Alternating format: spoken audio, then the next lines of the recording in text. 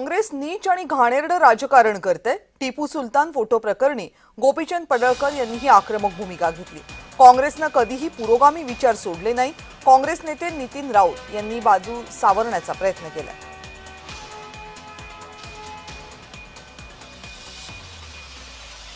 काँग्रेसचे प्रदेशाध्यक्ष हर्षवर्धन सपकाळ यांनी केलेल्या वक्तव्यामुळे ट्विटमुळे सध्या प्रक्षोभक वातावरण आहे महाराष्ट्रात काँग्रेस आणि भाजपमध्ये। आणि त्याच दरम्यान भाजप आणि काँग्रेसच्या नेत्यांकडून वेगवेगळ्या प्रतिक्रिया समोर येत आहेत।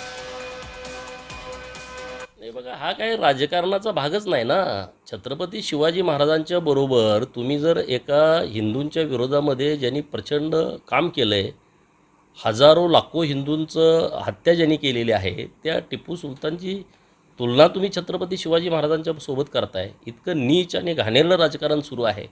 खरं तर ह्या अशी भूमिका घेणाऱ्या लोकांना चौकात फाशी देण्याची आवश्यकता आहे।